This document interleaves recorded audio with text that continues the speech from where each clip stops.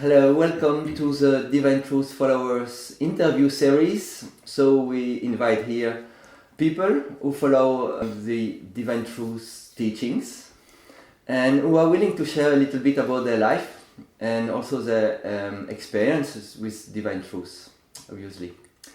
And so today we are happy to have a new guest, Paul.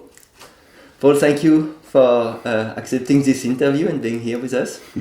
No worries. So for those who have not watched an interview yet, there will be three main sections. And the first is about just the life of the person.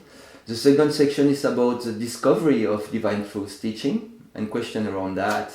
And then there will be a third section, and obviously the largest one, about experiment and engaging the teachings. So there might be one or two parts in this interview or more depending on how long it will take.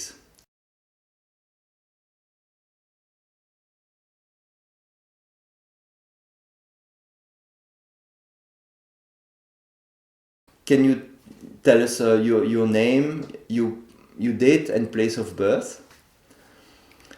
And a little bit about where you are living right now and what is your profession. Okay, my name's Paul Simmons.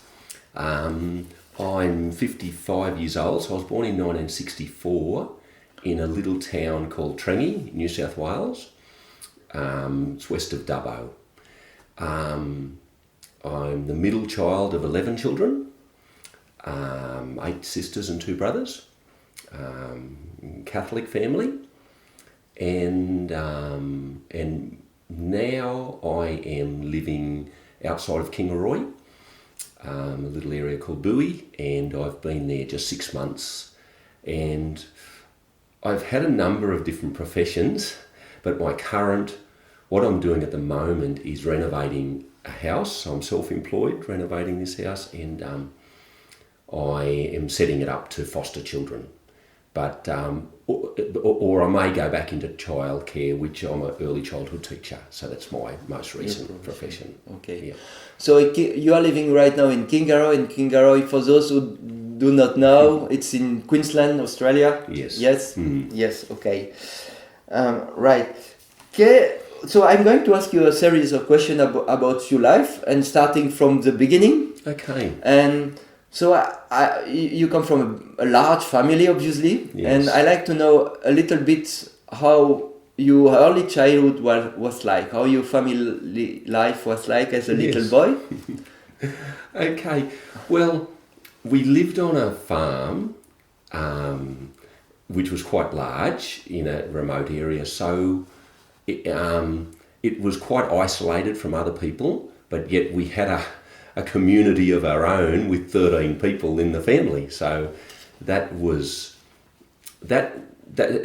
wonderful to have so many brothers and sisters, and yet not so wonderful in the sense that you didn't get mum and dad's attention.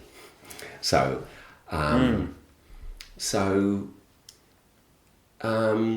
the work was expected of us, and we learnt to work from a young age, to work on the farm and do tasks like that. And it was a main way which we sort of got attention or approval from our parents as well. Being quite isolated as well, I felt quite like apart from school, the only outing was to go to church. So because I hadn't sort of been out very much like that, school was quite traumatic start for me, really. It was other kids around and teachers and all that was really quite out of the ordinary, so I did cry for the first week or more, at school before I settled in. Can you explain why? Why was school like that for you? I was just very frightened. I was just very frightened not to be in my environment and to be in an environment in a classroom, sitting down, where I didn't just have the freedom. I had a lot of freedom as a child in the way of just running around the paddocks or, wherever I was in a sense. So I guess that sort of control. And also I was quite shy and insecure and stuff like that. I think quite frightened of other people, and and whether they would not be happy with me, and a bit ashamed of myself and stuff like that as a little child as well, you know. Is that not interesting? Because you are in such a large family, you are used to a lot of people. Yes. And still, so there must be some safety there or security there. Yes. With people you know. Yes. And it's about not knowing other people and yes. not, Yes, that's right. Yeah. And sort of like we were safe in our own group, but outside of that, quite vulnerable. Oh, okay. Yeah. Yeah. So how was your relationship with your siblings? Mostly very good. Mostly my older ones, like 5 older ones, they were nearly like semi-parents to me. Like they were about from 10 years older. So my sisters sort of looked after me when I was young, in a sense, like dressed me and stuff like that. I remember a bit, and had that sort of motherly role. My older brothers were very good to me, and very good playmate and friend. My closer brother. So I've got 5 younger sisters, and I sort of took care of them and liked that role as well. I sort of liked being supportive and showing them things, and so that was quite good as well, you know. There was, of course, times of competition for mums and dads' approval, and times when we'd gang up, me and my brother would be against these girls, or bits of, you know, sibling sort of stuff. But on the whole, I have a pretty good memory of it. And as young adults, we sort of grew sort of closer and enjoyed each other in the way of going to parties together and things like that. That was fun. So you can say you had kind of good friends among your siblings. Yeah? Yes. Yeah. It's amazing because these days it's pretty rare to have large family like that, and in the past it was a bit more common probably, like to have a large family. Yes. And it might be interesting in terms of learning to share and to do things together. Yes. Something that is difficult to most people these days. Yes. One thing which we did learn was like to share and to be generous with each other. And like at Christmas and birthdays, it was as much fun giving as receiving. So it was very satisfying to give gifts and to make things for each other and to sort of know what the other person would appreciate and like and things like that, and share in their joy. And also that sort of generosity came back, I think, in the way that if you gave a gift, you'd often share it as well. So that was quite lovely, really. Yes, lovely, wonderful life. I would not expect that from such a big family. So, have you grown? Well, you mentioned you were a Christian family, but so how much so? Were you going to church? What was the religion important for your family? Yes. So we were Catholic. We are Catholic family. Yes. So we would attend Mass weekly, without sort of never missing. We would say the Rosary nightly, which is about a 15-minute series of prayers, repetitive prayers, which we all knew as children. I'm not expert in that, but does it mean you were saying together? Yes. Before dinner, something? Usually after dinner. After dinner. Yes. Okay. So we would kneel down in a room, and there's rosary beads, and you would count the amount of prayers that you said, and we would take it in turns to say the prayers, and it went around the family. So is that a typical Christian practice? It's a typical Catholic practice. Yes, it's a sort of devotion to Mary. Okay. It's a sort of asking Mary to help in whatever way, help, asking Mary to ask God in that sort of funny way. That was the tradition, it was the sort of way into God. It's like asking God directly is maybe too much, or it's maybe too big step. That was sort of Yes. the thought. Yes, Okay. that's right. So, for you, it was important as well as for your parents? As a child, it was boring. It was boring. It was boring. It was boring 95% of the time, probably. Probably 5% of the time, especially when I grew up a little bit. It was reflective, and it was calming, and it was a sort of a. It had a nice element that prayer does bring as well, which I didn't really know, and then there'd be the odd time when I could recall really seeking God through those repetitive prayer. What age you mean? How old was I? Yes.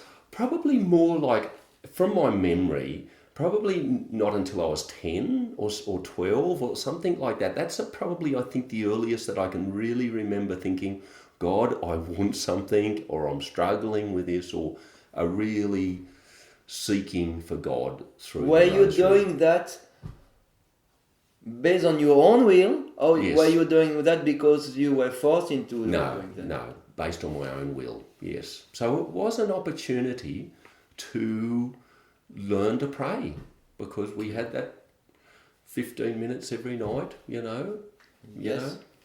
And so, did you build faith in prayer at that moment? I think so. Yes, I think so. I thought prayer, even though it was boring to start with, it sort of always, well, there was something in it which was okay or good, and I didn't know what that was, but... Okay. So, but did you understand when the prayer was sincere or not? Did you make a difference, or you were just giving your prayer? Did you notice when a prayer got answered or not? Did you notice there was some low... I noticed, I think, that, to tell the truth, I don't really know, but I did build faith. I did build faith in a way that I thought, you can pray to God and God might hear you, and probably does hear you, and it feels like God hears you, and it feels good to pray, actually. It feels like, wow, I'm not as confused, or not as alone, or not as troubled, or... So I sort of, even if I didn't get the thing which I was praying for, I think I felt supported in my seeking, So that's my memory from it. And as I grew in age, my sincerity in prayer grew. And I remember the prayers would go something like, Our Father who art in heaven, hallowed be thy name, thy kingdom come. So often we'd just say them quite. But I remember as I grew older, it would be, Our Father who art in heaven, hallowed be thy name. And I would feel more of a connection with the words. Mm-hmm. And so, Our Father, I'd be thinking of God, who art in heaven. And so that sort of built with me. And then when I was in my, late teens, 20, I felt a real wow, this has got something to it which feels good. When I say these words and feel them, I feel good. And I feel like God, it feels good connecting with God this way, So it was a prayer that was given to you, yes, as words, yes, but you were putting your feelings into it, yes, and the more you were practicing, the more you became sincere. You feel, yes. And in this prayer, it's not a personal thing about asking things personally for yourself. It's a general prayer. Mostly it was. It involved asking love from God, or asking things? It was more like asking for friendship. Because I sort of, even though I had 10 brothers and sisters, I have this sort of real feeling in me of being very alone. Like my earliest memories were of being in the cot by myself. So I was perhaps 2 years old, and there was a little teddy bear in the cot I could look up and see, and I could stand up and hang on to the thing. But I was in a room by myself, which was shut off from the house, and I just remember the feeling that if someone doesn't come and get me, I could die here. So it's quite a sort of scary and very alone feeling. And so I've carried that a lot of my life. And even though I have had a lot of siblings, I have had this fear of being, very alone and being, and not knowing why, actually, that there's not someone who wanted to be with me, I think, and I think the prayer really was a beautiful thing at times too, for me to know that I'm not alone, So I think I sought that out unknowingly. A friendship. Did you feel God to be your friend? I think so. Yeah, I think That's so. beautiful. Okay, so obviously you believed in God. God was kind of your friend in your moment of loneliness.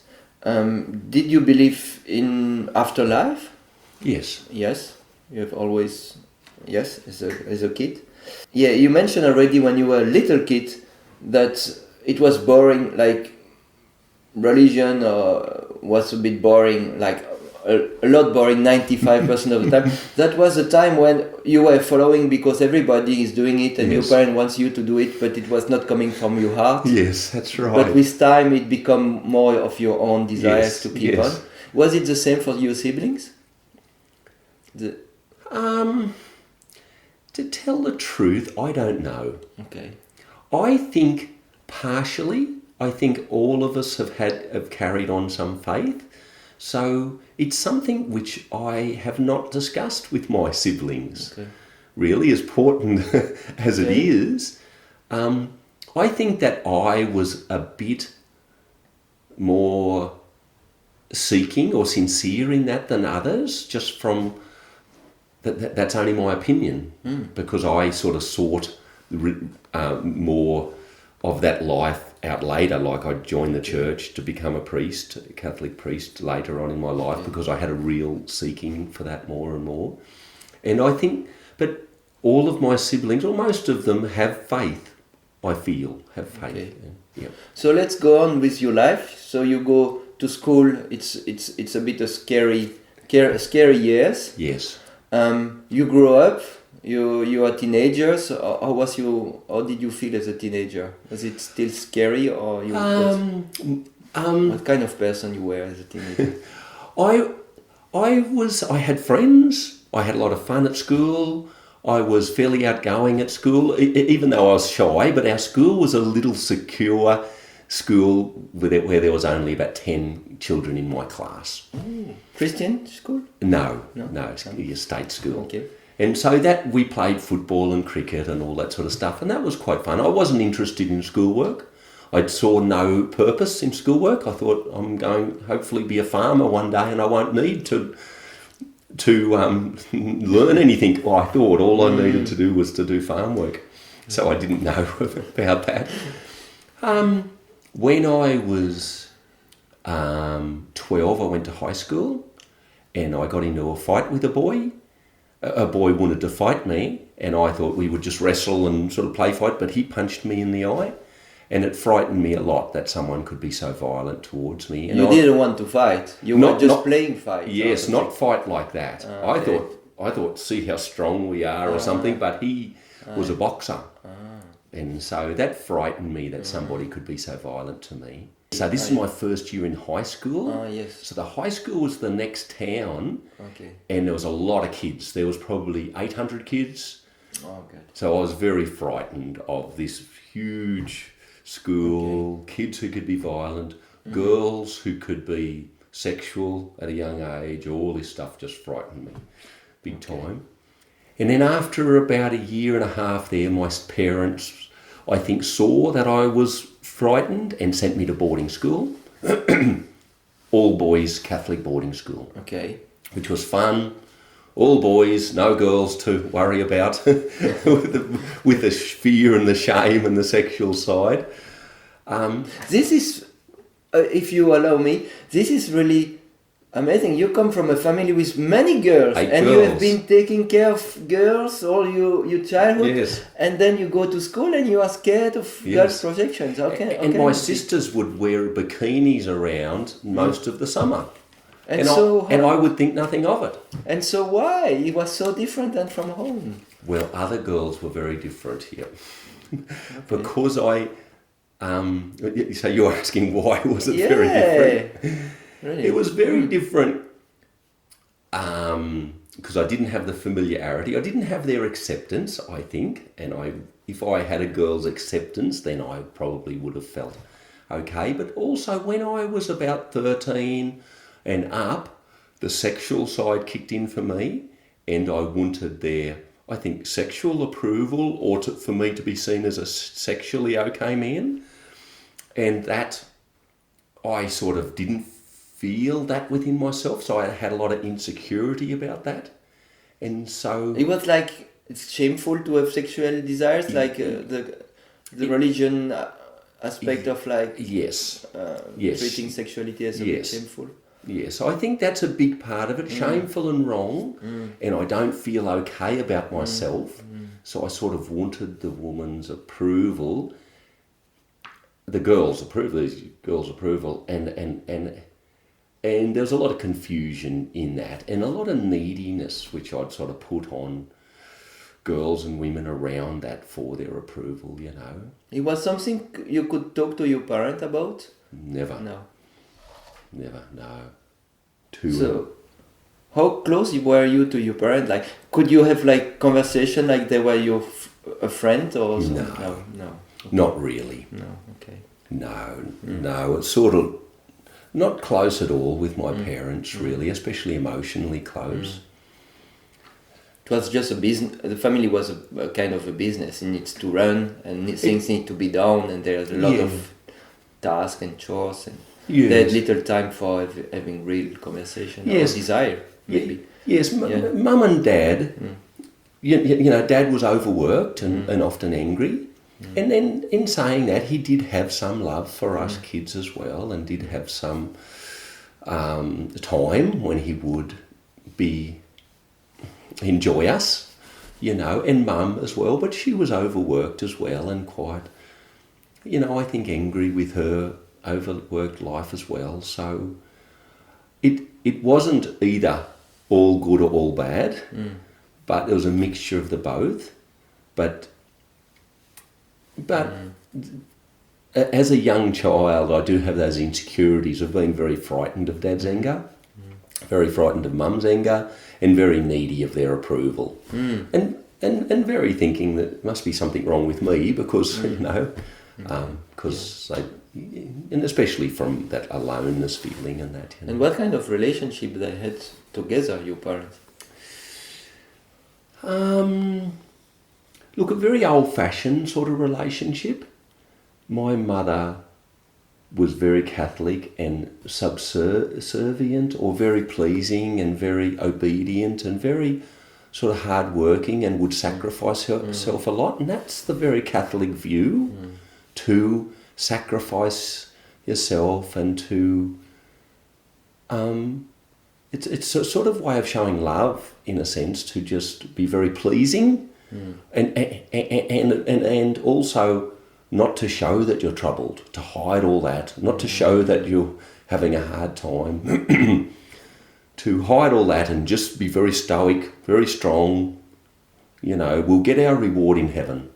She must have felt very lonely as well.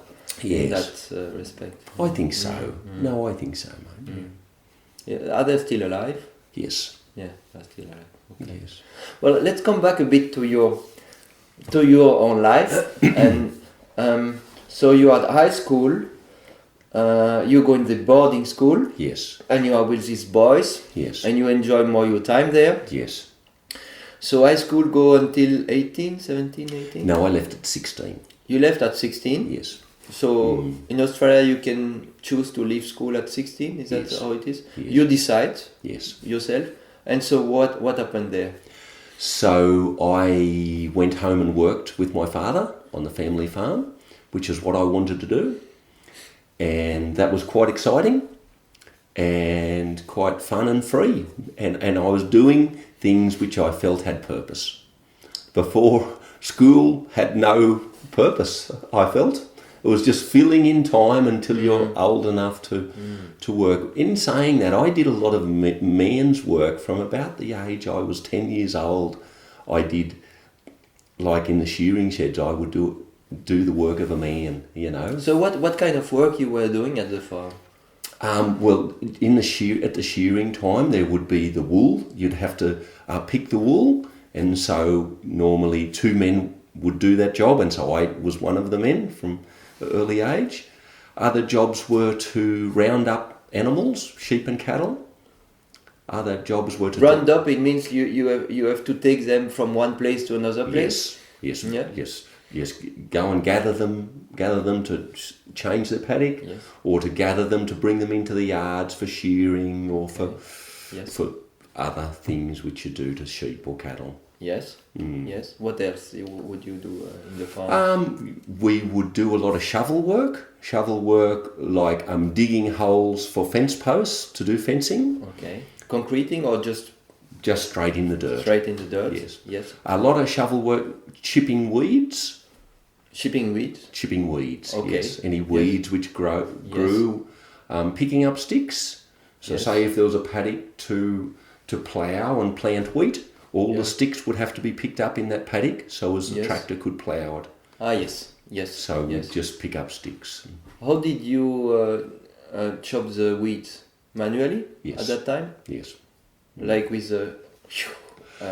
we mostly had a hoe. A hoe or a shovel. A shovel. Okay. So you were enjoying all this work? Mostly not in my childhood. Mostly it was very boring, tedious, and it stopped me from playing. Okay. And I remember one time when I would come home from school before I went to boarding school, so from before I was 13, I would hide so Dad would not see me. So as he wouldn't pick me to go out and do work with him.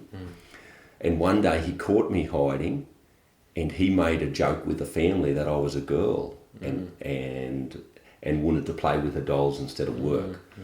So I was humiliated in front of the family, and then I thought, I have to work. I'm a boy. I can't be a girl, because girls were second rate in our family. That's why I took it, and that's sort of was the feeling a bit. So work was expected, and work was hard. But when I was 16, it was still boring at times, but I felt more excited about it, and I was getting paid. And you were getting paid. You were like, there were other workers than you? Other siblings, other people? Yes, my brother. Your brother? Only there sometimes, and away working at other places, and also another man as well. Another man. And your older brother, you mean? It was. My other brother was on a separate farm at that stage. A separate farm. Okay. Mm. And did you consider your sister to be less than you as well? Yes, I think I did. You got that. Yes. From your family, from your parents. Yes. Yeah. Okay. Yes. I felt superior. I felt I'm a boy. I'm a man. I'm superior. Yes. Okay. Yes. Right. So so you work at the farm. You are 16. Yes. Can you tell us about what's next? How long have you been working there, and what's? So I worked there up until I was 26. Sometimes I would work on other farms. And that was quite fun to go and work for doing other jobs, shearing jobs, stockman jobs. Yes. That was quite fun, and I'd get paid a lot more than from Dad. And my main thing during those years was to find a wife. That was my main focus. During your 20s? Yes, during my 20s, from 16 to 26, I was just searching for a wife. You wanted to create a family? I wanted a woman to love me. Okay. I had this fantasy that if a woman loves me, I will be happy. That's all I want in life. Had you ever had an experience of feeling a woman loving you before? Perhaps Perhaps a little bit, but a little bit of approval, sort of, which I thought was love, and sort of I didn't really know, but I felt good if you know, when a woman liked me and was happy with me, so I wanted that big time. So I would go to parties, go out lots, go out on weekends and drink and go dancing and... Girlfriends? Lots of girlfriends. Lots of girlfriends? Yeah. But no real thing? When I was 20, I met a girl. We were both very in love. It was beautiful. She's a beautiful person, and we both wanted to get married. But because her family was Anglican and my family was Catholic, and my family was anti other religions, and her family was anti-Catholic. So both of us were sort of like this. Both of us were quite. We talk about God. We were quite similar in our faith and liked sharing about our building faith and things like that. But because of our different religions, we felt we couldn't get married. Are they not both Christian? They're both Christian. Wow. But things have changed a bit now. But I grew up. My parents grew me up. That's one thing you don't do is marry somebody who's not a Catholic, because Catholic is the only real religion. Oh, God. Yeah, so that was sort of instilled into me. Mum and Dad weren't strict on other things. They weren't strict on hell. They weren't strict on a number of other things, but they were fairly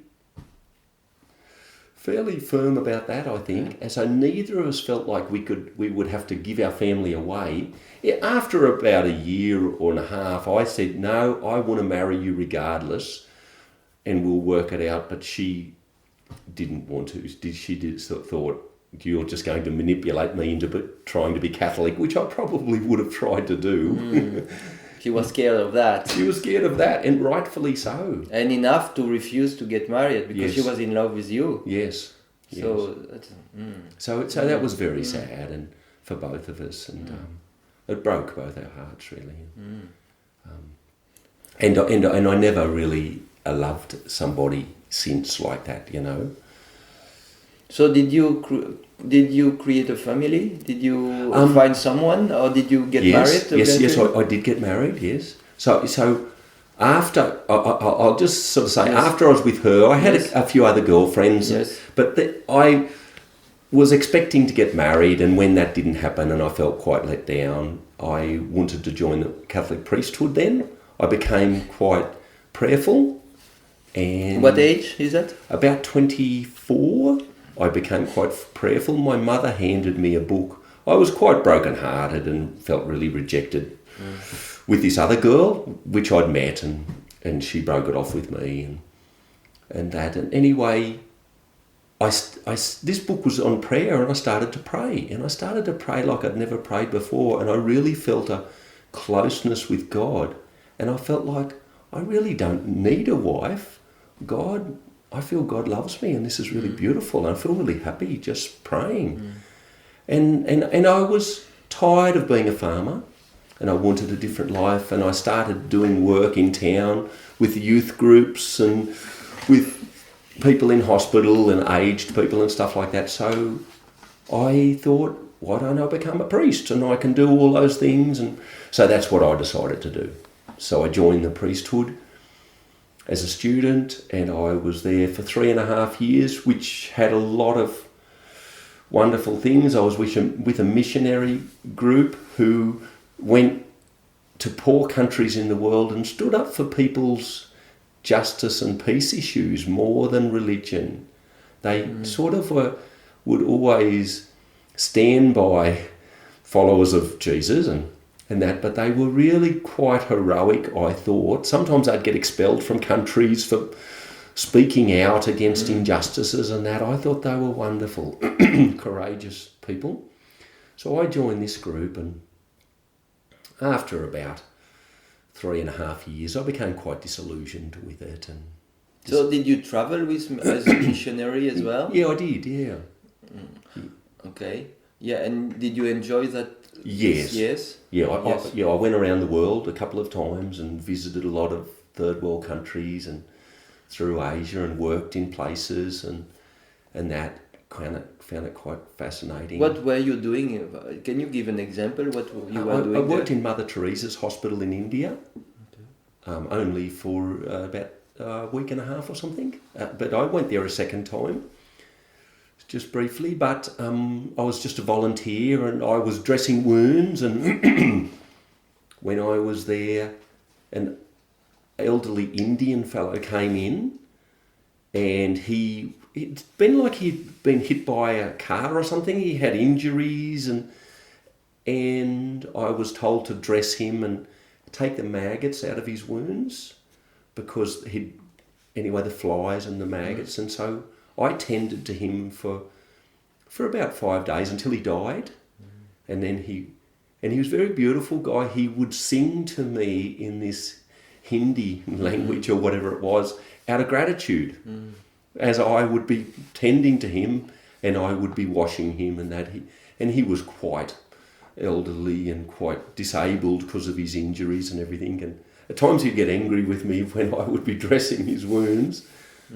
But he was very beautiful. And then I saw him dead there one morning when I came in. And so, but I did a number of different things like that. I spent some time in a refugee camp. I taught scripture to children at school, to some African Americans, and so there was wonderful experiences. Really, it was really quite exciting. And I ran a homeless men's refuge for a time, and was really thrown in the deep end with a lot of these things. But it was awesome opportunity and experience, and I loved it. It was really great. Yeah.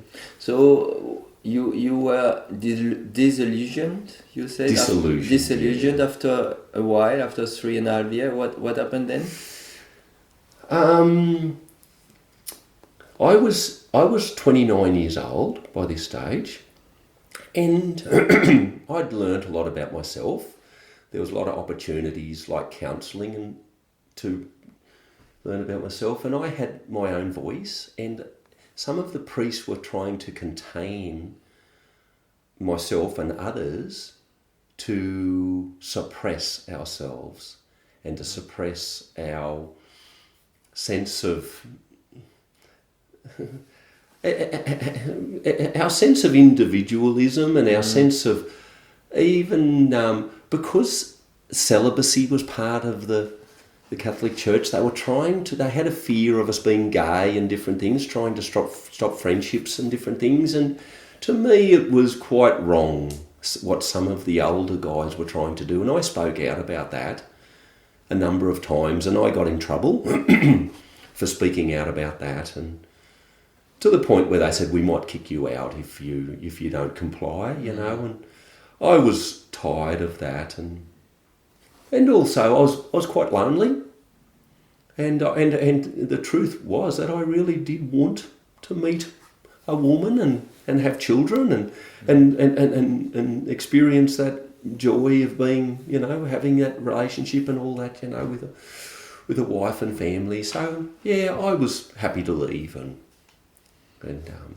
So what did you do then? You leave. So again, I was on the lookout for a wife, a little bit differently probably. So I met Linda about a year later, something like that.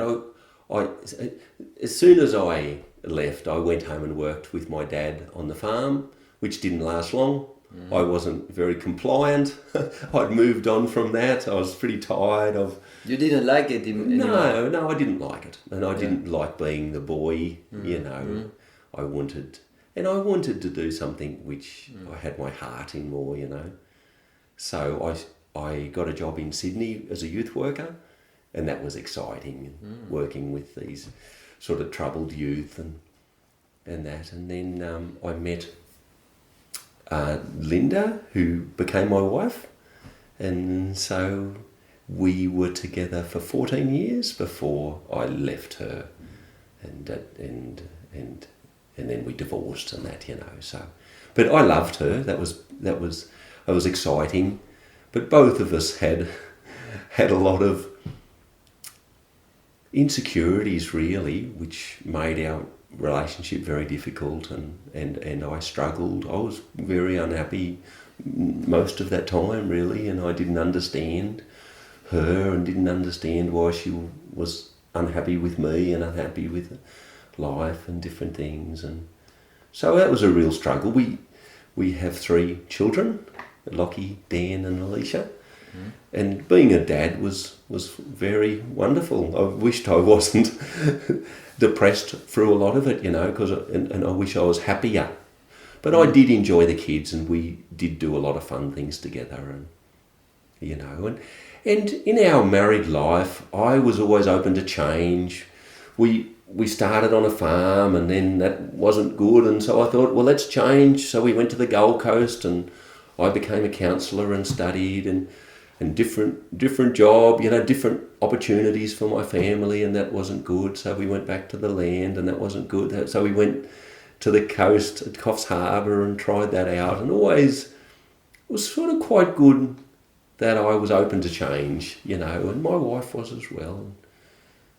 And so we tried a lot of stuff out, and I grew a lot in that time, and the second time I left my wife, I was very frightened about being alone, standing on my own 2 feet.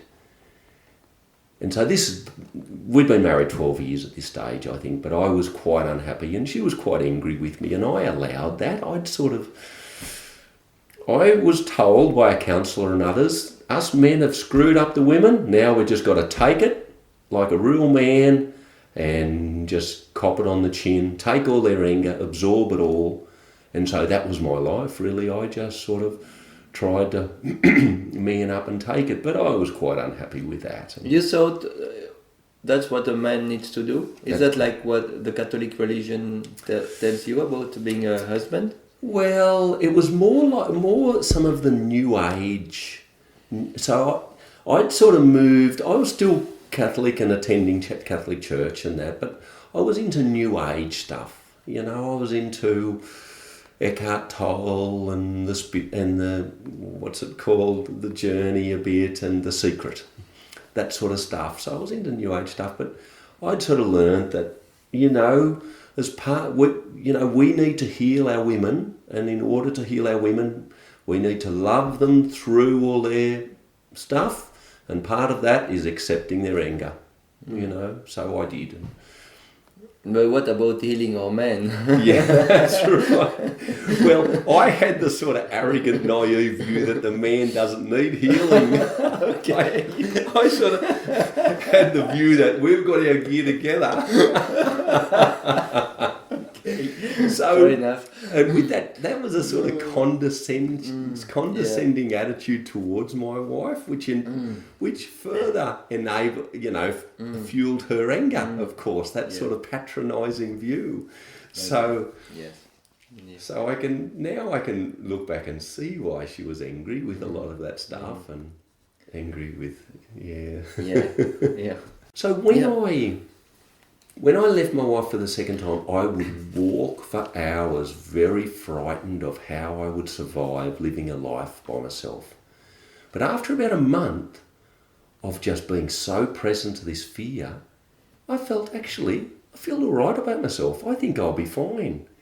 And I sort of got over that anxiety about being alone. And my wife continually wanted me back, and I thought, actually now I don't feel needy for her. I could be in the relationship quite different, and I sort of recognised that my neediness played a big part in the dysfunction in our relationship. So I went back with my wife, and so that was a happier time. But after 2 more years, I was still not happy. So happier. But, okay. So the second time you didn't go for the neediness reason. You went back to the relationship. Yes. Because you thought it would be good to experiment now that I'm not as needy. Yes. But it turned up after 2 years you were still not feeling really it's a loving relationship, or you want to love her and stay. That's right. It wasn't it wasn't a close relationship, And you left because you felt unhappy. You didn't leave because she was angry at you. you left more. Well, it was related probably.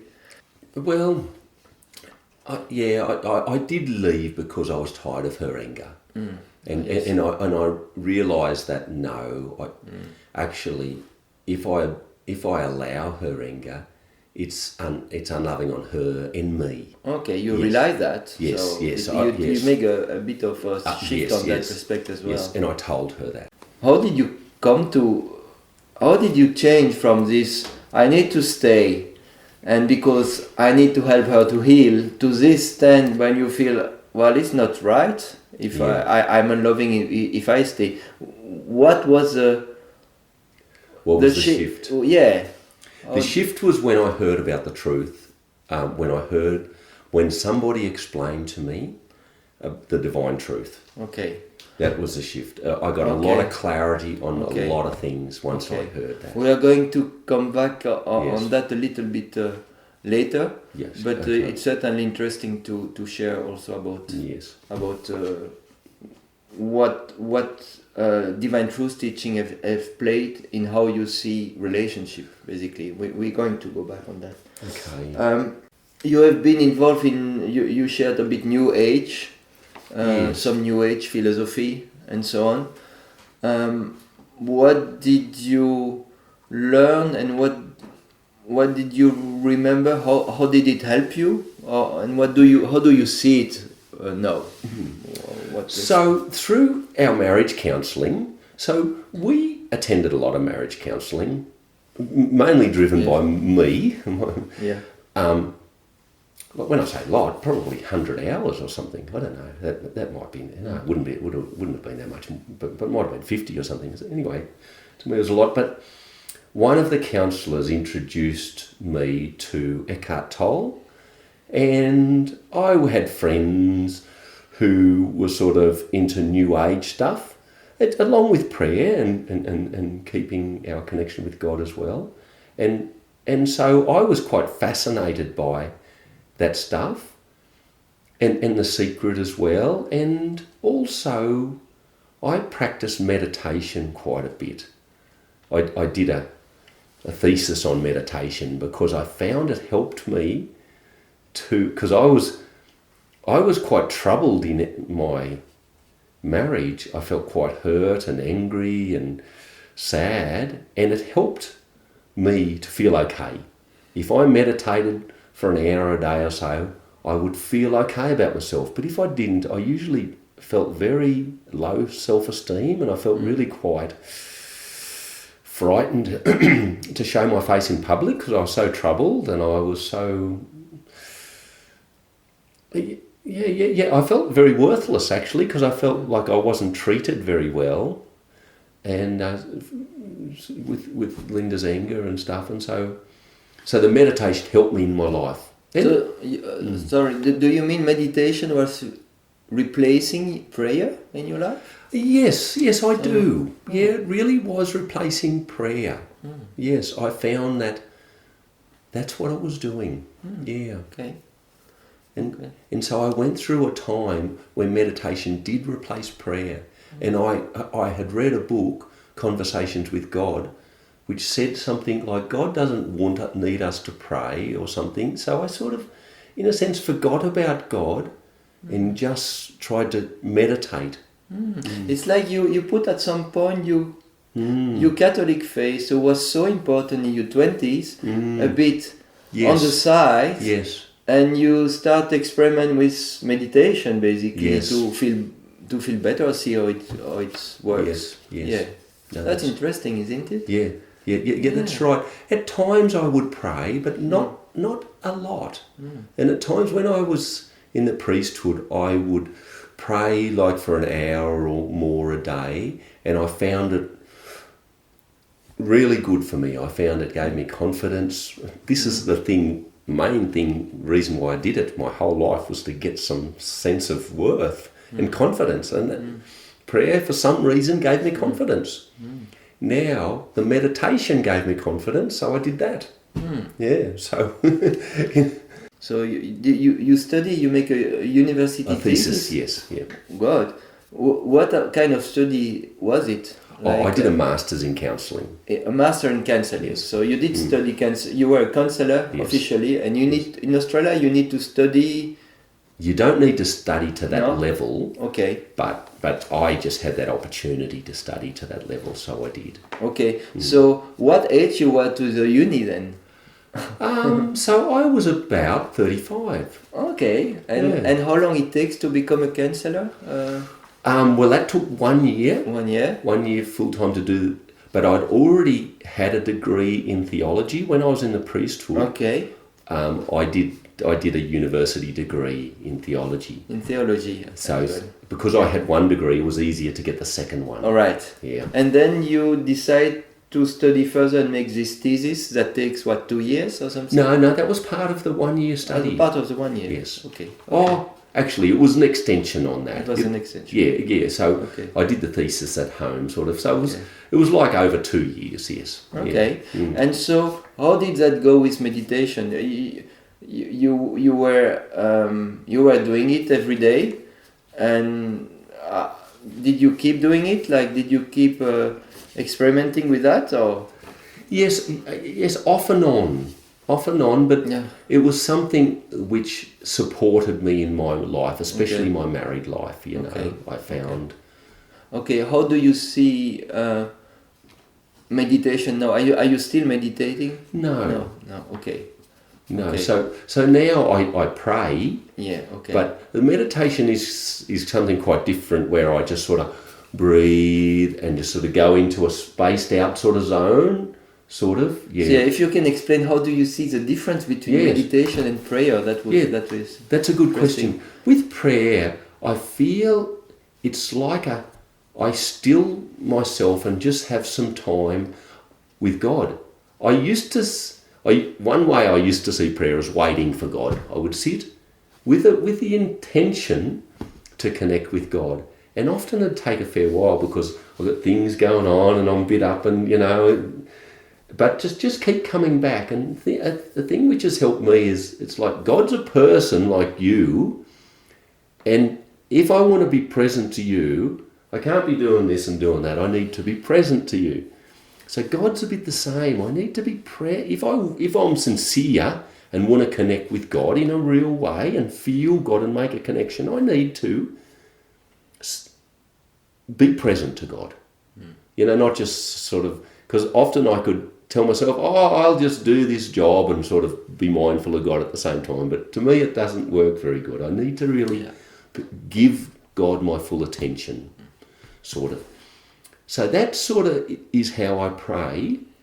And often I think about what's for lunch, and then I think about what I've got to do tomorrow, and then I think about that person that I was angry with and that. And often I sort of try to bring that back to a focus with God, or bring that in, or perhaps it might be some insight. I'm still angry with that person. Wow, as in.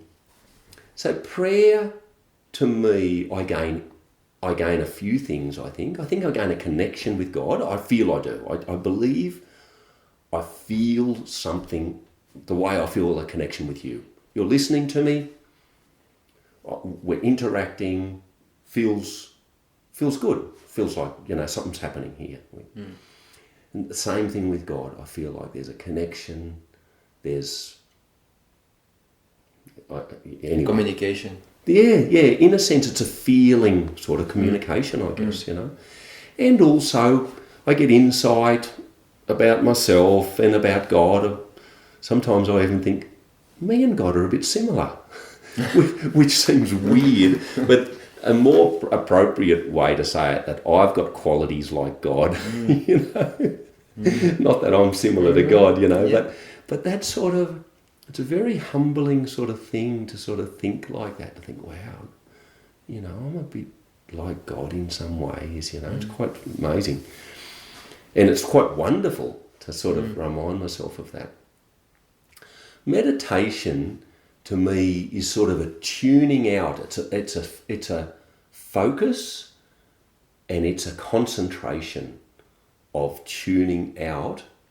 So the thoughts and that, I would sort of learn to sort of see beyond them and go beyond them or something, to have this very real focus of a stillness. That's the kind of meditation you are doing, Yes. because I understand there are all kind of meditation, Yes, right? yes, that's right. Okay. Yeah. So this is why I would Yes. do it anyway. Okay. So it's a kind of, you focus, you zoom out of what is painful. Yes. And so you get to a space, you manufacture a space that is peaceful or Yes. something like that. Yes. Let's say. That's right. While prayer is not doing that. No. It can bring things that can be to your awareness, Yes. that can be painful, Yes. but still you like to pray. Yes. See, the difference now with prayer, see, meditation is a little bit to get out of this painful space and move beyond it. Whereas when I connect with God, I feel like the pain is nearly intensified, and it's like, oh, I feel... But I can sort of go through it, or I can get clarity on it, but it's not a getting away from the pain, because if I connect with God in prayer, the truth of myself becomes, it's like a light is shone upon the truth of myself. The truth of myself, like my own insecurities, my own neediness and demands, or, sin, or all that sort of stuff. But, so, and also the good parts, but I feel like a light gets shone on all of that, yeah. Is that not interesting that in all your life, and I can say all life, we kind of try to avoid what is painful, but then you get into this prayer, and then it brings you this pain, but you still want to pray. So there must be something in the prayer that is so warm, wonderful, that you still want to get there. Yes. Yeah, and to have this communication with God. Yes. And what it is that the connection. Your connection. Connection's one thing. Another thing is that I feel true in my heart, and I feel like, oh, this is me. It sort of feels good to be me. And often I don't have that feeling in my life. And even if I have some bad feelings in me, it's sort of that sense of being true is so...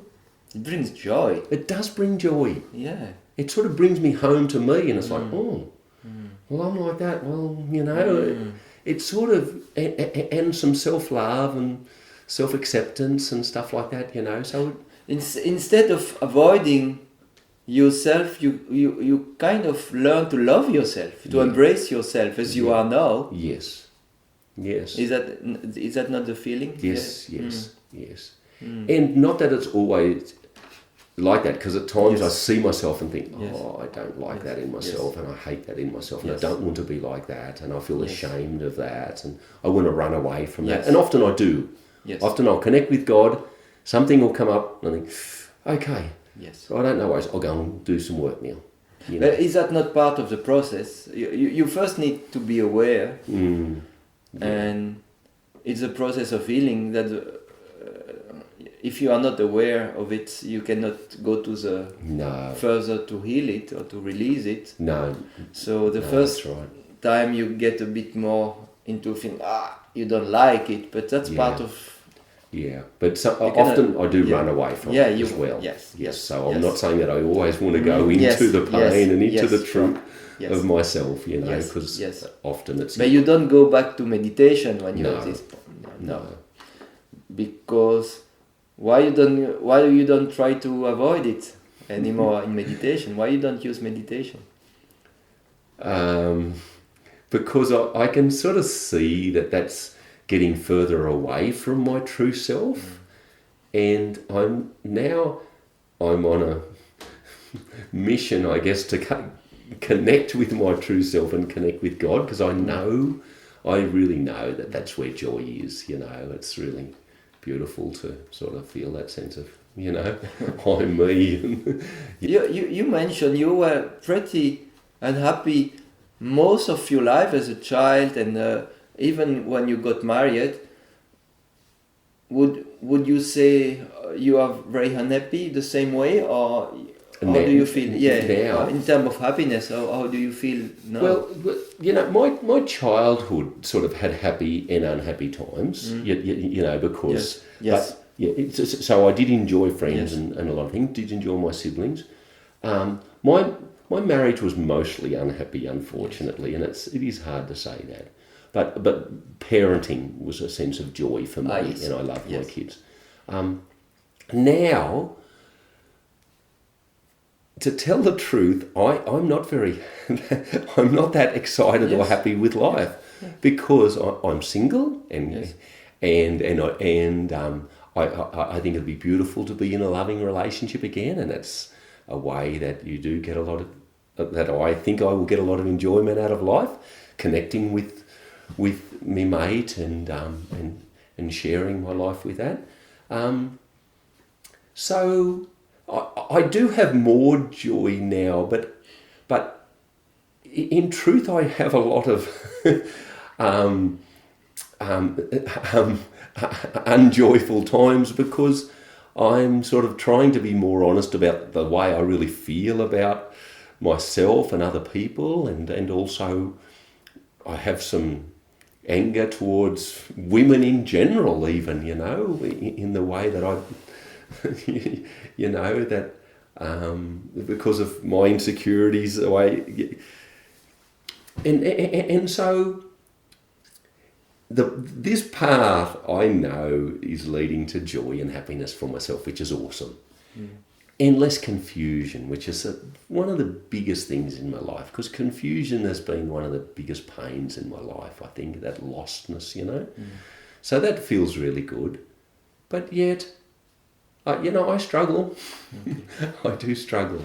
We are going, actually, because your life is so vast, interesting and different than so many people, that I get a bit longer and ask a lot more questions, but we are going to get back about your experiment and with the teaching of divine truth, and probably you are going to be able to explain with a bit more detail there how you feel now, because I understand you have discovered divine truth teaching in between, and we have not come yet to how it happens really.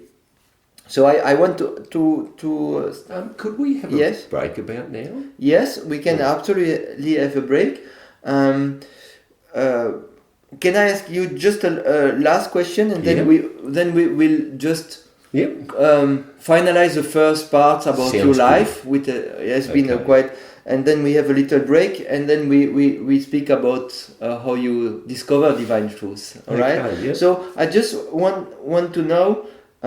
Before you discover divine truth, did you consider yourself to be a loving person? Certainly. Okay. I certainly did. I was a very good boy. Okay. So you had a good opinion of your morality, yes, and how you were with others, and how yes, you were with yourself. Yes. Yes. Okay. I didn't have sex before I was married. Okay. I would. In saying that, I was sexual with girls, Okay. because I wanted to be, but I had the illusion that I was a very good boy, really. But I was very pleasing to people, and I would give people what they wanted, and I would sacrifice myself a lot. And I'd sort of learned that in my growing up, that equates to being a good boy.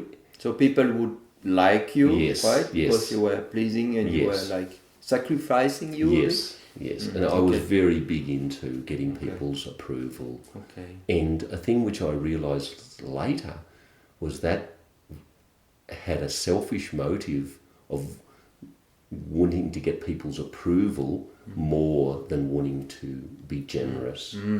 Yeah, a kind of manipulation of people. Yes. Yeah, what lots of us doing, but yes. Yeah. So where you can we say you were a loving person in the definition of the Catholic Church? Yes. What you learned from your parent and family environment? Yeah? Yes. Okay.